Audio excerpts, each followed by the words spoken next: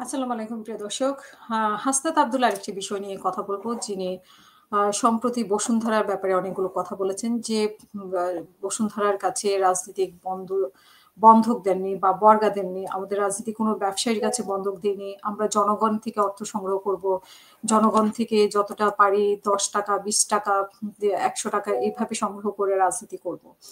তো ১ম দিকের কথা যদি আমরা আসি ৫ই আগস্টের পরে যে উনাদের যে তরতর করে পরিবর্তন হওয়া, উনাদের চাল-চলন, গাড়ি একেকটার পর একেকটা গাড়ি মানে বেশ কয়টি গাড়ি উনারা একসাথে ইউজ করেন এমনটাও উনারা বলেছেন এবং যে চাকচিক্যের জীবন সেটা আসলে উনারা কিভাবে পেয়েছেন? তখন কি জনগণ উনাদেরকে দিয়েছিলেন ৳৫, ৳১০ করে?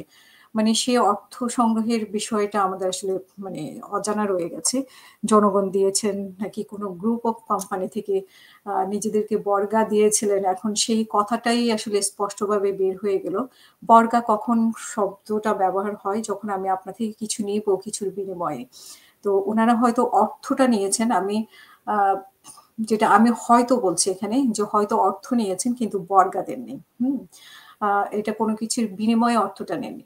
এটা বলার কারণ হচ্ছে যে আপনার নিশ্চয়ই মনে আছে উনার যে আত্মপ্রকাশের অনুষ্ঠান, সেই অনুষ্ঠানে খরচটা কোথা থেকে এসেছে এটা নিয়ে কথা উঠেছিল এবং উনারা যে রাজকীয় ইফতার পার্টি করেছেন সেটা নিয়েও প্রশ্ন উঠেছিল সেই অর্থ ব্যয়টা কে দিয়েছে?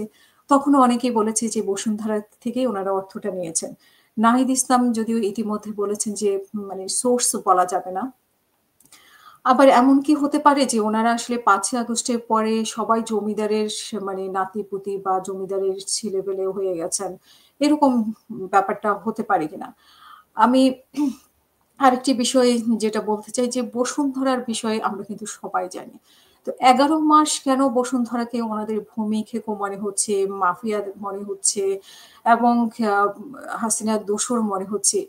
এই ১১ মাসে কি বসুন্ধরা এমন কি কাজ করেছে যে তা দিয়ে তাদের ব্যাপারে আ মুখ বন্ধ রেখেছে?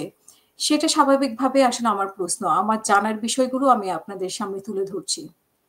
তো আমি আসলে এনসিপির কাছে এই বিষয়গুলো যদি এনসিপি কেউ আমার কথাগুলো শুনেন বা দর্শকরা আপনারাও এগুলোর উত্তর দিতে পারেন। আমার কাছে মানে আমার কয়টি বিষয়ে প্রশ্ন যে ৫ই আগস্টের পরে উনারা কি বর্গা দেননি কোনো কোম্পানির কাছে বা কোনো গ্রুপ অফ কোম্পানির কাছে উনারা বর্গা যাননি। তাহলে এত টাকা উনারা কিভাবে পেলেন টাকার উৎস?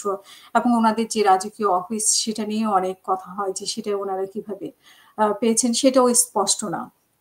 এবং উনারা যদি উনাদের বিষয়গুলো, আর্থিক বিষয়গুলো স্পষ্ট করতেন এবং জনগণ থেকে উনারা যে টাকাটা নিবেন বলছেন যে ৳৫, ৳১০ ৫ই আগস্টের পরে এমন কি কোনো ব্যবস্থা হয়েছে যার জন্য উনাদেরকে অনেক টাকা দিয়েছে মানুষ এবং এইভাবে লাইফ লিড করার সুযোগ পেয়েছে? সেই বিষয়গুলো আসলে আমার কাছে বোধগম্য নয়। আমি এগুলো দর্শক আপনাদের থেকেও জানতে চাই। আর বসুন্ধরার ব্যাপারে আমরা জানি যে বসুন্ধরা কিভাবে নির্লজ্জভাবে আওয়ামী লীগকে সাপোর্ট করেছে। ইভেন একদিন আগেও বলেছে যে মৃত্যুর পরেও শেখ হাসিনার সাথে থাকবে। তো এই ১১ মাস বসুন্ধরা হাসিনার দোষও ছিল না। অনেকের উপর মব করা হয়েছে আওয়ামী লীগের অনেকের উপরে। কিন্তু বসুন্ধরার উপরে কোনো আঘাত আসেনি। হঠাৎ করে বসুন্ধরার সাথে কি এমন সমস্যা হলো? নাকি লেনদেনে কোনো বিষয় হলো? নাকি আরো অর্থের দরকার? এই প্রশ্নগুলো আসলে আমার আপনাদের কাছে। আমি জানতে চাই, আমি বুঝতে চাই। আমি চাই যে আসলেই এনসিপি তরুণদের দল।